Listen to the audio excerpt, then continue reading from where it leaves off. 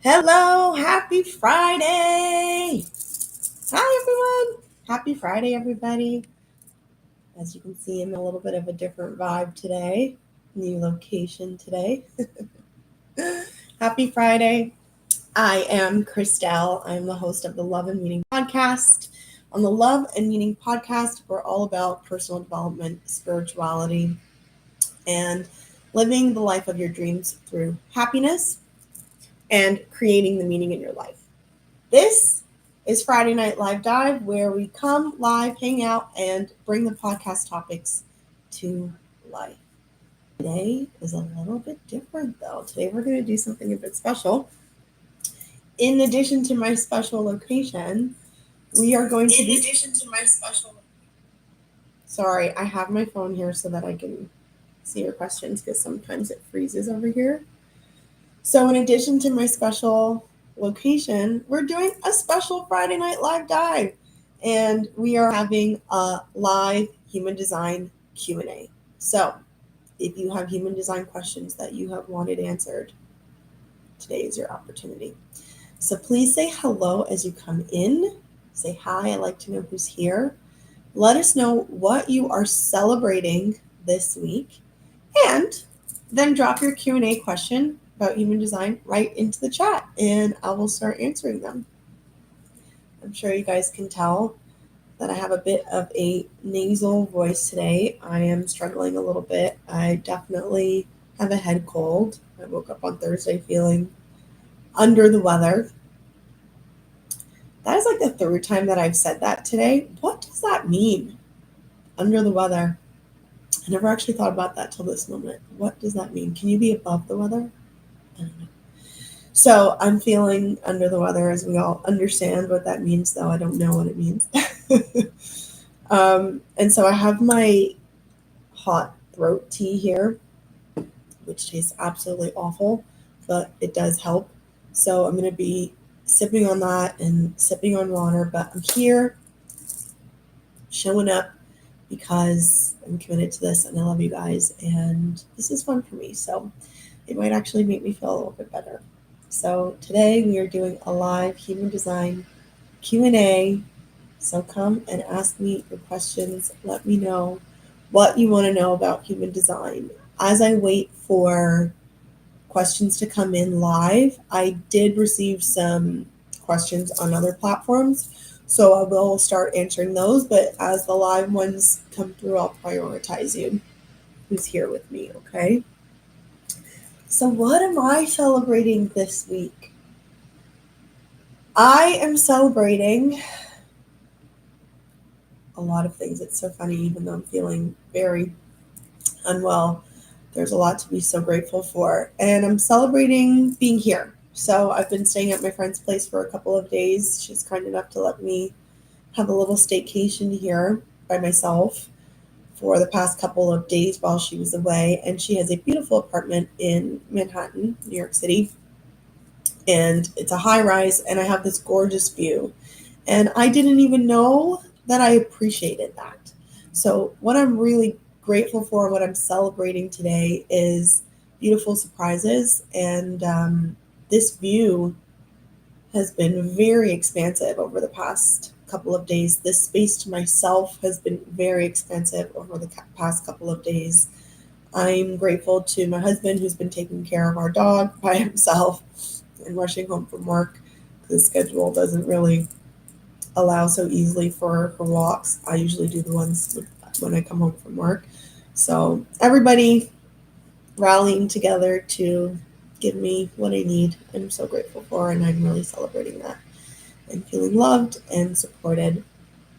In my human design, on the topic of human design, my environment is mountains, and I actually think that this view, even though I think mountains, outdoors, nature, I think high rise building, big city, those two things wouldn't vibe.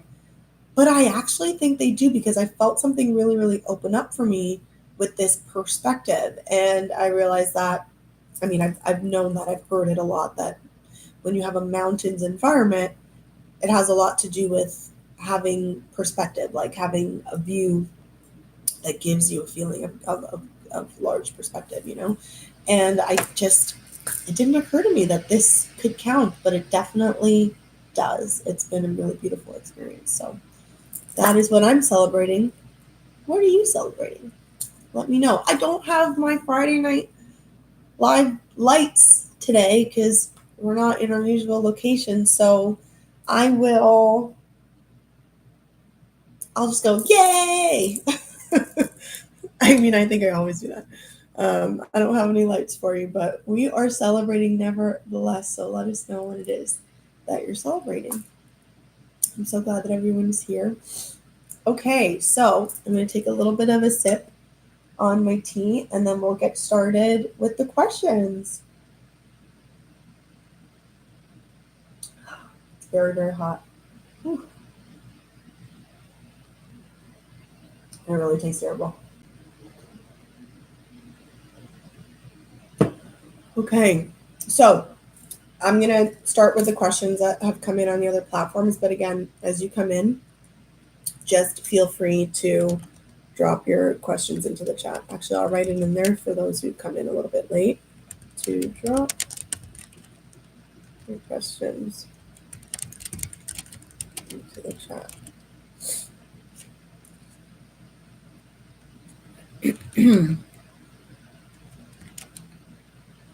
Design questions into the chat as you come in. Okay, let's get started. Oh, that did not send. Okay, and I'm going to pin that one as well. Oh, you can only pin one message. Okay, that's fine. We'll see it. All right, so the first question, can you give an overview of each archetype type? Ooh, okay. You know what? I'm going to skip that question for now because I feel like that could take me this entire time. So if we don't get more questions coming in, I'll come back to that one because I'm a little bit long-winded and I feel like I'll take up a lot of time with going over each type. So we'll potentially come back to that one, okay? What is the history of human design? Who created concepts and why? Okay. These are very interesting questions. Okay, so human design was developed by a man named Alan Krakauer, who used the pseudonym Ra Aruhu, and it was actually downloaded. So he kind of had this spiritual experience in 1987, and this system was downloaded to him over a series of days. So it was a very spiritual experience. Ra, or Alan Robert Krakauer, he was a manifester. So he passed away of a heart attack years ago, but he was a manifester. So what an interesting experience for the type that has that really, strong direct connection to source, just that one-on-one connection. So he downloaded this system. Whatever that means to you, I know not everybody, that's kind of a spiritual term to use, but it came to him over a couple of days, kind of like as this vision. Cynthia is here. Hi, Lovey. Hi, beauty, celebrating friendship. What a beautiful celebration. I feel you on that. Yay! I don't have any lights, so we'll shake the beads. I have clear quartz, selenite, smoky quartz, jade, and I don't remember what the name of this is, but lapis lazuli. Celebrating you and friendship. I'm feeling into that a lot myself today and this week, and how everyone's supporting me. So he downloaded this system, and it's a combination of a number of already existing systems. So it's not completely brand new. It's more like a bunch of systems put together and other things added to it. And so the systems that contributed to this download are astrology, the Chinese I Ching, the Judaic Kabbalah, Vedic philosophy, and modern physics. So over those series of days, and he had these downloads, he just started to write them down and everything. And then in 1992, he published the book, The Human Design System. And then a bunch of different teachings came from there. The Human Design School was built from there, which still exists. That's the school that he founded. And they continue to train people in human design. They do readings. You can get a printout. You can go to their website and get a written printout of your chart and your design. There's a bunch of different stuff there. And so the question was the history and who created it and why. The why is a tough one because I guess it was downloaded, so I don't know that he knew that this was going to happen. So there wasn't a concrete why to create it. But the why in terms of what it is human design is also known as the science of differentiation. So it's the science of the differences of human beings. So this why came from living in a society where we are all kind of raised and taught that there's one right way to be. And you can tell by our school system alone that we kind of are teaching children there's a right way to be, a wrong way to be, and obviously there's an overarching right or wrong. I do believe in these things. But in terms of like how you create, how your life is supposed to be, the way that you're supposed to get a job, like all of these things, the way that you're supposed to make decisions really, really quickly, there are things that we're taught collectively that we're supposed to be. And a lot of people find themselves struggling, right?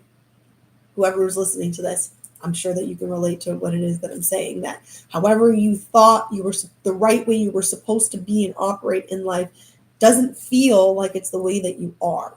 And so the science of differentiation is teaching that there is no one way. There are people and there are multiple different ways to be. And human design separates humanity into 5 overarching types, and who knows in the future if more types might be created, but there's 5 overarching types and they have very different ways of operating. And depending on what type that you are, the common way that society is telling us to be and to operate in life really doesn't mesh with you, and it doesn't lead to alignment, and it doesn't lead to happiness and you achieving your destiny. So the ultimate why was for human beings to really live in a way that feels aligned to them, and in us achieving wholeness in ourselves and accomplishing our destinies. That's ultimately what it is. This will lead to a greater society, a greater humanity. That is the point. So it really teaches ultimately that there's an inner guidance inside of everyone. And we are being called through human design to move away from reliance on our minds and returning to, because it wasn't that it's new, it's always been there. We've just in our society taught ourselves to rely heavily on logic and our minds, but to return to the wisdom of the body. And so it's called a body graph. So if you go to the site that I like to recommend to people because it's one of my favorites, I find it very easy to use, is mybodygraph.com. You can pull your human design chart for free. If you go to it, it's called My Body Graph. That thing with the circles and the triangles and squares and stuff, it's called your body graph. And it's showing you your energetic system in your body. It's showing you where you have definition and wisdom in your body. And through learning human design, you learn to rely on the wisdom of your body to move you through life, to move you towards your destiny, to move you towards what it is that you want, which is like alignment, meaning your soul incarnated into this flesh being for kind of an ultimate purpose. And when I say ultimate purpose, I don't just mean like to be a teacher. I mean like your soul came with the desire to understand community, to create some sort of something that attracts others to being creative. Like it's a larger overarching purpose that your soul incarnated for. and your body has all the intelligence to guide you to that. And so through the science of differentiation, learning your individual design will give you something that you can truly rely upon as a foundation to follow in order to really achieve what it is that you want to achieve here in this physical experience. So that is the who and the why of human design. I hope that answered your question. All right. The next question is, what are some good books and resources to dig more into the specific authority types? Okay. So the authority in human design is the way that you make decisions. So this is the way that you were designed to make decisions. And there are 8 different authority types. For example, you've heard me talk about this in the podcast a lot. I am a splenic authority, which means that I make decisions through something called a splenic hit, which is like a hit of intuition. From my spleen center, this is where that intuitive wisdom comes. And I'll just kind of have a knowing, like it'll just kind of come over me like as a random knowing. And I'm meant to follow that intuition in the moment. So one of the examples that I used in a couple episodes ago was I had a splenic hit to run to catch the bus, and I didn't listen to it. So just because you have it doesn't mean we listen, right? I was supposed to run to catch the bus, and I was like, oh, another one's going to come in a second. But I knew it was a splenic hit, right?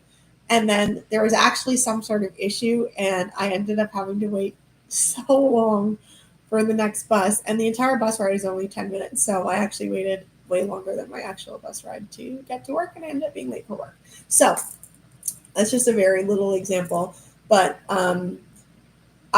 there are a number of my favorite books. So I think my number one favorite book is by Karen Curry Parker, and that is the Human Design Workbook. I'll write that in here. Karen Curry Parker is one of my favorites to learn from. And I'm actually a member of her monthly group. She teaches something called Quantum Human Design, and I'm a member of the Quantum Human Design, or QHD, membership. I will write her name in the Karen Curry Parker. She's definitely one of my favorites. Brilliant. Karen worked with Ra, like in the 80s. Like she's like one of the originals, and then she's developed her own kind of extension of the system. So I really love Quantum Human Design. I learn a lot through her system. I like the way that she teaches everything. So her book, the Human Design Workbook, is one of my favorites. Another one, I like the original book. Some people find it really, really confusing. I find it as it's like one of my main go-tos. So that's called Human Design, the definitive book of human design. And that's by Ra and some other writers. So it's kind of like the Human Design Big Book. You know, like in the 12-step program, they have the big book. This is the Human Design Big Book. I will list all of these books in the show notes for you guys to reference. Another one of my favorites is Human Design, Discover the Person You Were Born to Be. And that's by Chetan Parkyn. That's those books are written, there's a number of books by Chetan Parkyn, are written in very kind of layman's language. So it's a really nice book, maybe to begin with. It's really beautifully and simply written. So that's Human Design, Discover the Person You Were Born to Be. So those are some of my favorites when it comes to human design authorities. So as you guys come in, ask me any questions that you have. These don't have to be just general questions. These questions seem to be somewhat general. It could be a very specific question about yourself. Like, I have a sacral authority, and I have trouble understanding what's the difference between my sacral hip versus whatever. Like you're welcome to ask very personal human design questions if they come up for you. Okay. The next question. Oh, okay. This is cute. So someone is asking to find out what somebody's profile is. Okay, so I'll put it in for you. So if you were born in Toronto, 1977, January 5th at 7 p.m., what's your profile? Let's find out.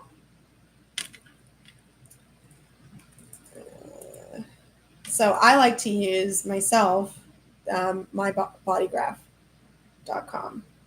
So we will put it in and we'll find out what your profile is. So your profile is kind of like personality. Not exactly though. So personality doesn't quite cover it, but your profile refers to those two numbers. So for example, I'm a 4-6, you could be a 1-3, you could be a 4-1, you could be a 6-2. There are 12 different profiles, and your profile represents kind of like your personality archetype. So there is a strong archetype that governs, like an umbrella that governs your personality. You're going to have very specific different personality arcs within that, but like an overarching kind of way that you're navigating the world is what your profile is. Okay. And profiles are probably my favorite aspect of human design. So let's find out what this person is. January 5th, 1977, 7 p.m. This is in 24-hour time. What is 7 p.m. in 24-hour time? 19, right? 1900, yes. Toronto, Canada.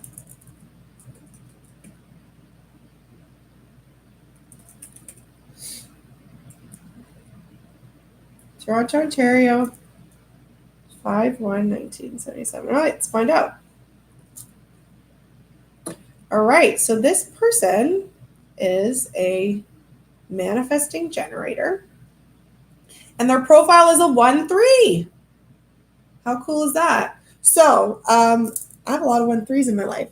So a person with the profile of a 1-3, so the first number is 1, the second number is 3. The first number represents the conscious aspect of your profile. So this is something that you're probably familiar with.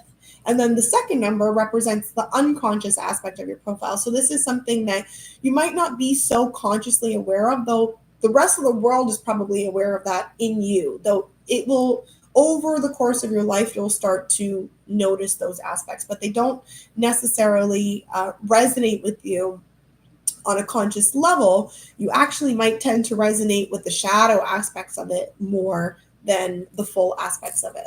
So a 1-3 is the 1 represents the investigator and the 3 is the martyr. This is in classic human design terms. So an investigator, a one-line person, is somebody who tends to do a lot of research in life. They are people of foundation. So they provide foundation actually for everyone around them, and they also seek a lot of foundation in their own lives. So this is the person who likes to research everything. They like the details, they like the information, they ask a lot of questions, they need to know. And having that foundation actually helps them to feel very safe. It helps them to feel confident. It helps them to be able to move forward with an understanding of themselves and what it is that they're trying to figure out. Lauren is here. Hi, just your friendly role model, hermit crawling out of her hole. Celebrating life and being alive. Hello, my love. Okay, so an investigator, yes. So this is a person who loves their research. Okay. I said I'm going to shake.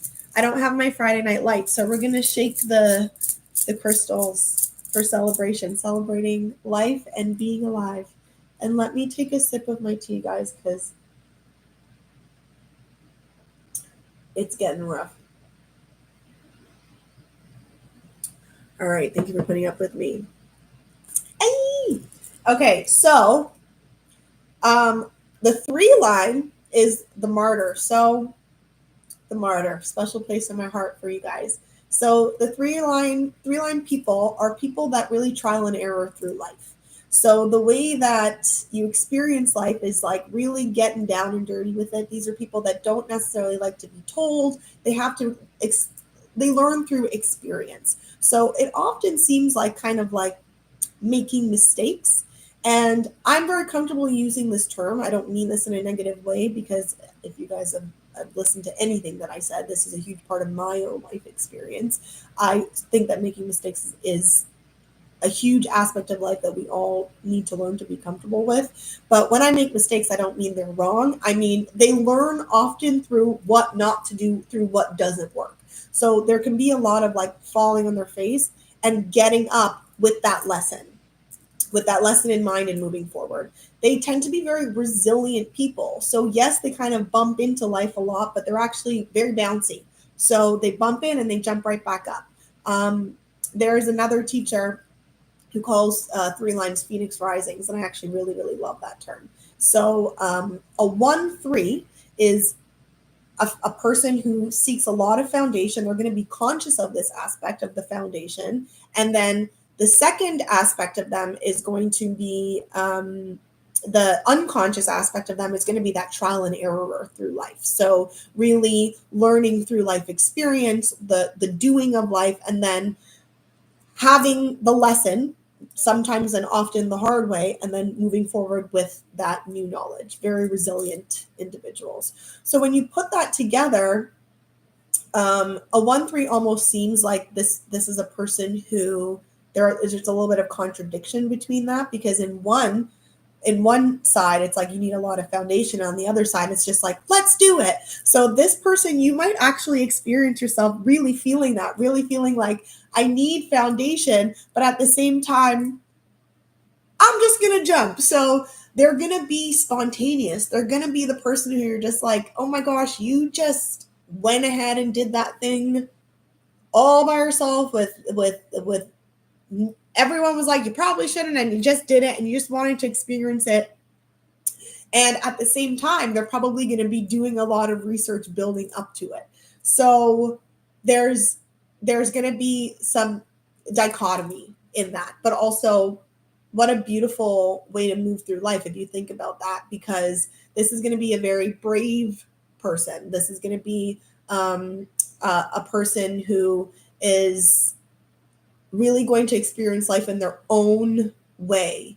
And then the foundation that they choose to support that, it's going to be really brilliant, that combination. So this person is going to be a very wise teacher for the rest of the world, because not only are they learning through experience, but they're also doing a lot of research and benefiting from the wisdom of what already exists out in the world. So I hope that helps for this question. It was a 1-3 is the profile of that person that you asked. Oh, one other thing about ones that I want to mention is when they do a lot of research, this foundation, this questioning, they're also investigators of humans. So if you have a 1 in your profile, not only do you like to research a lot, like literally going and doing research, reading articles, you also are always investigating those around you. There's always a little bit of like, I want to understand how that person ticks. What makes you do what you do? Why did you just do what you do? What motivates you? They're always looking deeper into the people around them. They're investigators of everything around them. They're seeking the foundation of the people even around them. So 1 lines tend to always reserve a little bit of mistrust. I don't want it to sound bad. It's not that it's bad, but they're always kind of seeking to understand the deeper motivations of the people around them, because it really helps them to understand things by seeking foundation. So they're constantly learning and examining other people's behavior as well. So they're investigating ideas and things, and they're also investigating people. All right. Okay, so I don't see any other questions coming in. So again, if you guys, oh, hi, Val. Hi, we are on our way to a jazz club. Well, excusez-moi. Celebration time. That's fun. You guys have just been having a blast. Honestly, my parents and my aunts, like, they have like the most wild, fun lives. And then us young ones are so boring. Okay, so I don't see any questions here. So then I'll go back to that first question that I said that I didn't want to take because I don't want to be too long-winded and not be able to answer anybody else's questions. So if you have your questions coming in, just put it into the chat as you think of it. And in the meantime, I will answer this question about the overview of each type. Okay. Okay. So this question of the overview of each type. Let me take a sip of my tea.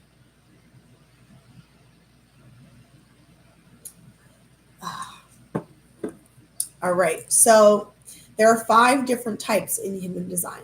All right. There are manifestors, there are generators, manifesting generators who are actually kind of a hybrid of a manifestor and a generator.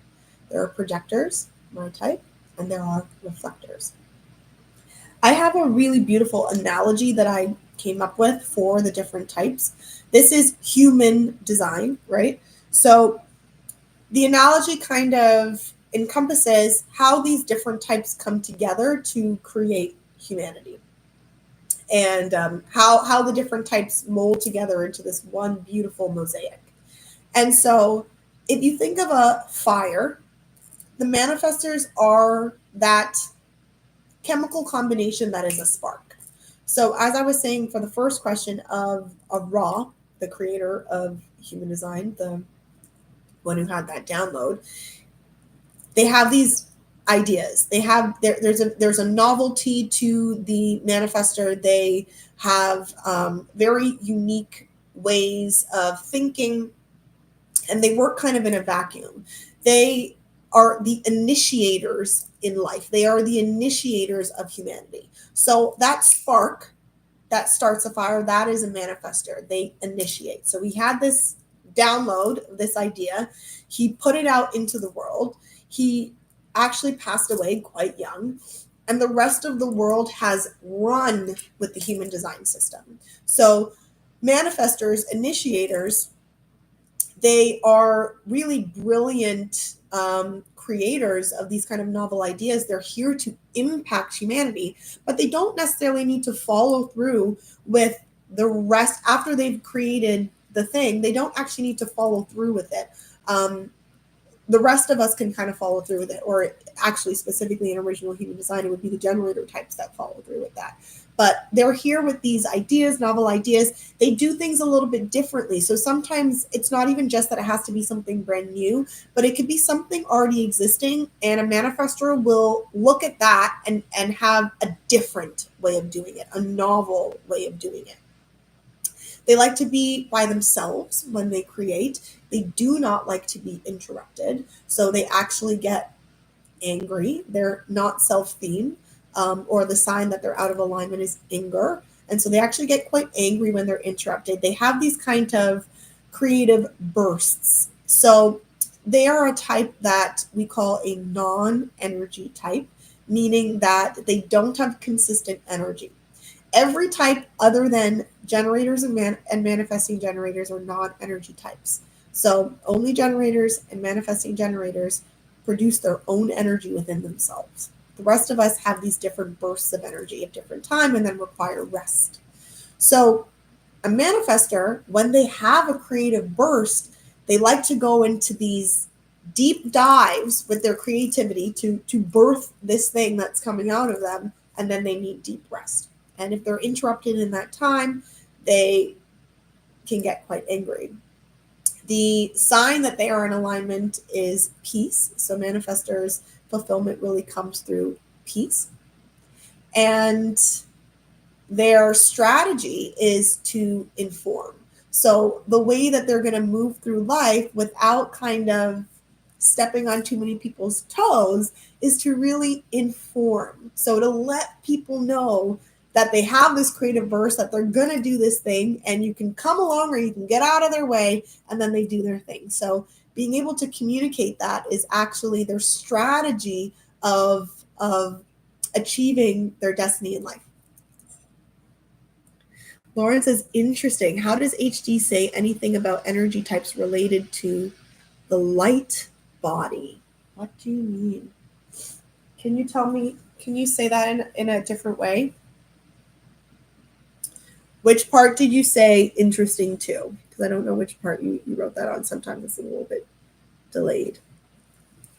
Are you saying the opposite of anger? Sorry, I'm blowing my nose, guys. Are you talking about, so anger is they're not self-themed or out of alignment, and then when they're in alignment, what does that mean? So that would be their piece. Interesting that there are energy types and not energy types. Yes. So I don't really know how to answer the light body aspect, but yes, there is one type. Well, it's really two types, but generator types, meaning generators and manifesting generators, are the only ones who generate their own energy. The rest of us rely on generators, really. So the beauty of human design is that this is collective. We all need each other. So sometimes people are like, oh, I'm so sad that I'm this type, or that type seems better.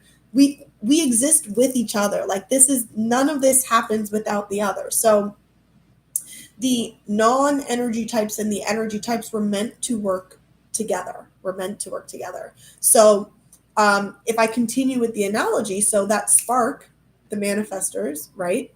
The next, that fuel, what makes it go from this spark to a whole fire are our generator types. These are the generators and our manifesting generators. This is the energy, okay? So generators and manifesting generators have a sacral. They are the only type with a defined sacral. That sacral is this unlimited energy. The thing is that unlimited energy only continues to generate. This self-generating battery generates on interest. It generates on being lit up. So generator types are the most likely to reach burnout if you are investing your energy in things that you are not interested in, things that you don't love, and things that don't light you up. You were put here on the planet to put your unlimited energy into things that you love.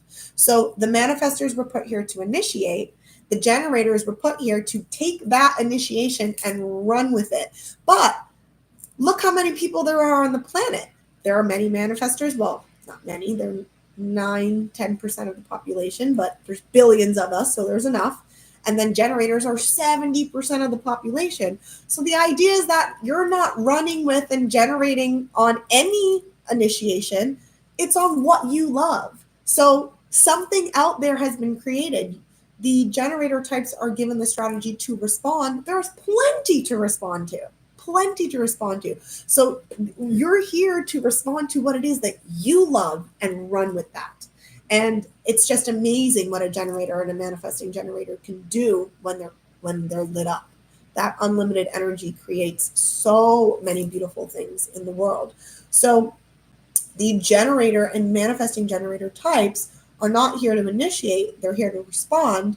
But in that response, you often take something already existing into a whole another level. And it doesn't mean that you're not creative. So let's not misunderstand. It's just that creative aspects comes from reacting to something else in the world. You're meant to be out in the world to see things. It could be people, it's ideas, it's environments, it's anything. You can respond to anything, including your own thoughts. Okay. So you're out here to respond, and from that response and that unlimited energy, I mean, it's just, possibilities are endless. Unlike the manifester who does the spark and they might initiate, they don't necessarily complete. That is not the case for the generator and the manifesting generator, especially the generator. Generators are meant to complete. It actually gives them quite a strong sense of satisfaction, which is their alignment theme.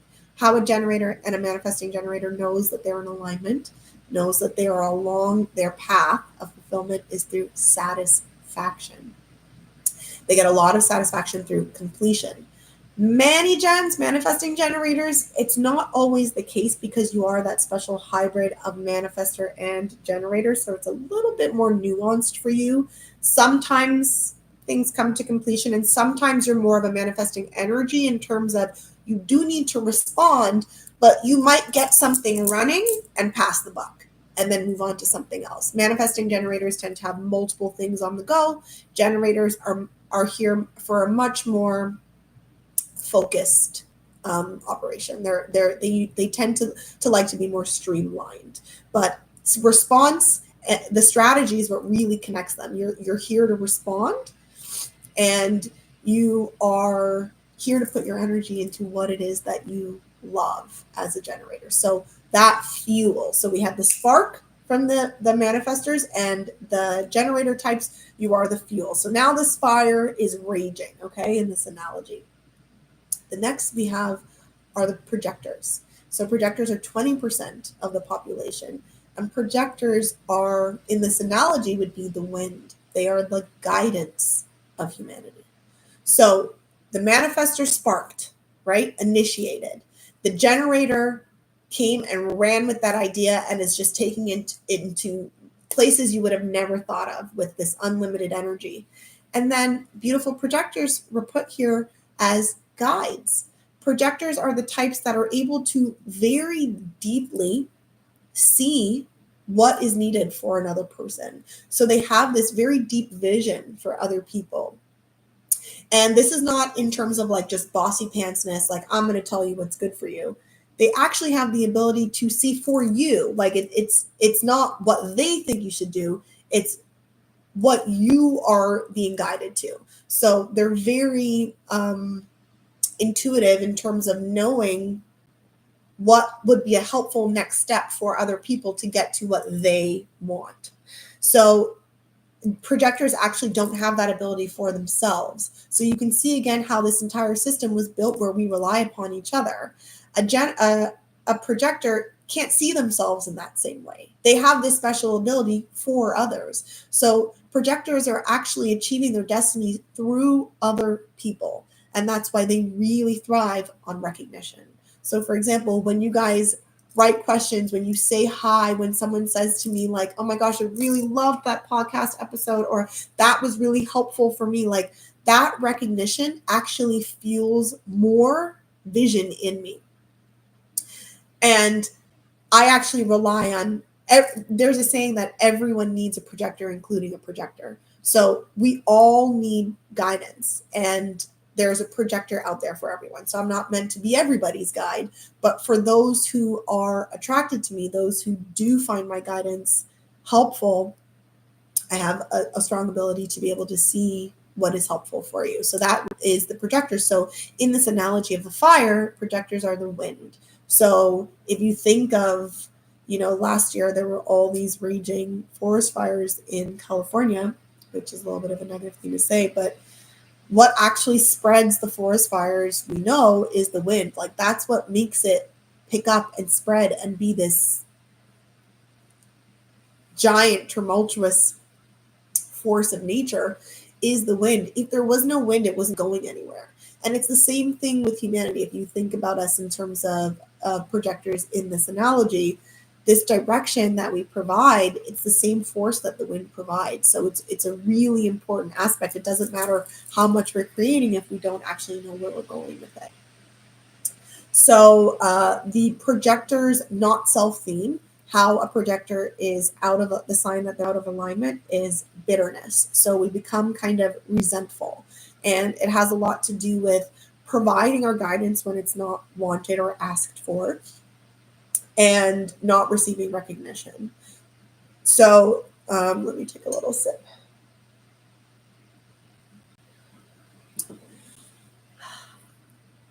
So the strategy of the projector is to wait for the invitation. So that means that for a projector, with this guidance that we have, there's a beautiful fail-safe that is put into the system there where we don't just walk around and we're just like, you should do this and you should do that and you should do that. It's not wind without consent. It's not like push people. Our strategy is to wait for the invitation. So we are asked, we are invited in. When someone says to me, please guide me, that is exactly what I require to be able to then provide my wisdom and provide my guidance. So you can see how the system is really beautifully designed on all sides, right? So the sign that a projector is in alignment is success. So projectors get fulfillment through success. Did I say what a generator is? I said satisfaction, right? Okay. So I wonder if there is any underlying theme of the depth of connection via our different bodies, like astral light, etc., and being an energy versus not energy type. Ooh, I mean, it's a good question, and maybe that's something that I could look into further, or we can even discuss further. I love that. I love that. And you are so much more of an expert when it comes to like light, light energy. So this is something really cool that I think you and I could have a really deep conversation on. Especially since the projectors are new kids on the block. Yes, we are. You're right. You're right. Yeah, no, that makes a lot of sense. And especially, astrology, I don't go into astrology so much. Human design is a giant system, guys. Like there are so many aspects, and it's not a coincidence that people study this for their whole life and learn more and more and more and more. I am learning more and more and more and more every single day. And actually, if we go back to the question of my favorite books for learning authority, I want to mention this, that beyond just, yes, it seems like, and I know that I'm one of these kind of people, when I'm interested in something, I want all the information. Give me all the information. When it comes to human design, this is truly best learned through experience. The best way to learn your authority is to experience your authority.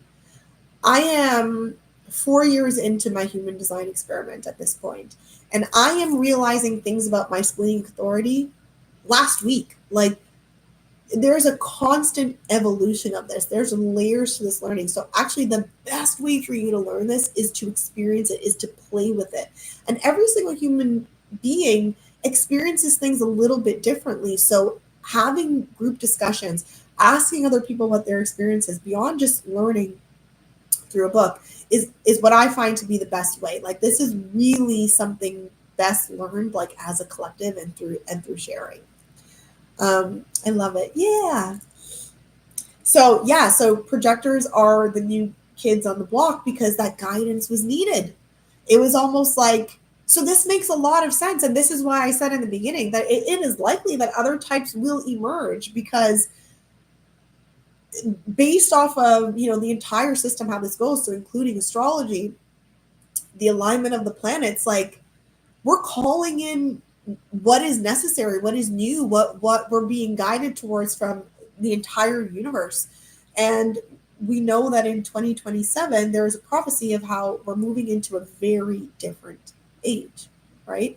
And astrologers know this a lot better than I can describe. I haven't gone that deep into astrology in terms of human design, but we're moving into a very different age. Things are going to be really different. Different types are going to have an easier time versus other types. What was the norm is no longer going to be the norm. So those that have functioned in this very high projector type world that we have created, it's going to be turned upside down on its butt, So it's really beautiful to learn about other types, to learn about yourself, and really to dive deep into, when it comes to authorities, learning your intuition, learning how to listen to your body for guidance, because the system, as we can see, I'm not an anarchist, but the systems, a lot of the systems that we've relied upon, we're seeing them fall apart, right? So the beauty of systems like human design is we're learning that there is a guidance that can't really be taken away because it's within you. Okay, so let me continue with the analogy. So we have the spark of the fire, the manifestors. We have the fuel, which creates this beautiful raging fire, generators, manifesting generators. And then we have the guidance, the wind, that is the projectors. And then finally we have reflectors.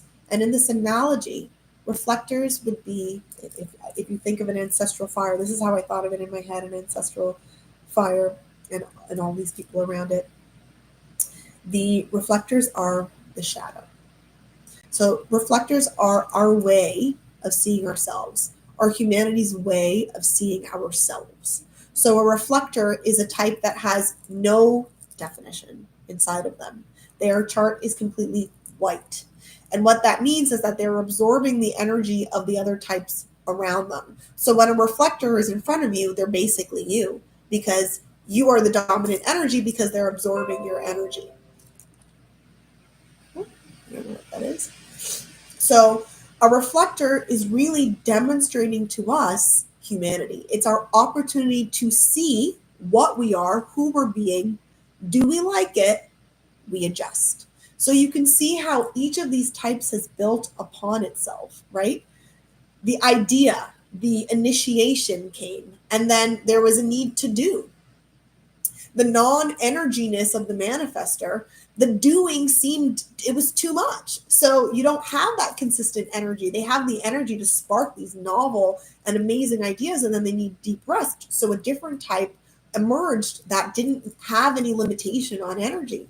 And then another type emerged that is taking us out of this go, go, go, go, do, whether you like it or not energy. Like, the generator wasn't meant to just do, it was meant to do what they love. And so you have the projector here guiding you along that path.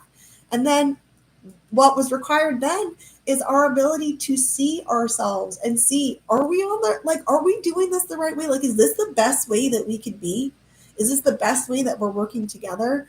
Are we doing things that we don't want to do? Are we heading collectively in this direction that we want to? Remember, projectors can't see themselves. So this ability to always be able to see our own reflection came in the reflector, and they're only 1% of the population.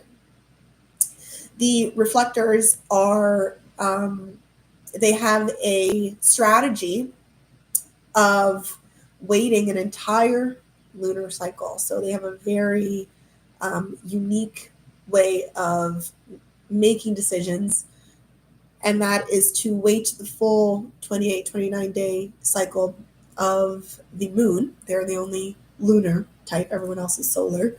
And that is because they don't have any consistent definition, depending on who they're around, where they are, like location wise, they're experiencing something completely different.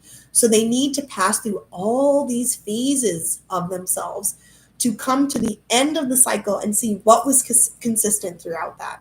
So a reflector is just a very unique type of being, a very different way of operating than the rest of the types. They're not self-themed, so their sign that they are not in alignment is disappointment. And their sign that they are in alignment, which actually is my favorite, I just think it's so precious, is surprise. How beautiful is that? So reflectors find fulfillment in surprise. And if you think about that, if you have no definition, if you kind of have no idea what you're going to encounter by depending on who you are with, what environment you're in. And so for a reflector, every day is full of surprise or potentially disappointment. But think of that experience of like, you're walking out, you're having an experience with a person, and it's like, oh, that feels good. I really like this. What a delicious healing. So I don't know, there's something about surprise as a signature theme for the reflector that I really, really enjoy. But that feeling is for all of us. So that's the way that I, as a projector, feel in success. That's the way, as a generator and a manifesting generator, you feel with satisfaction.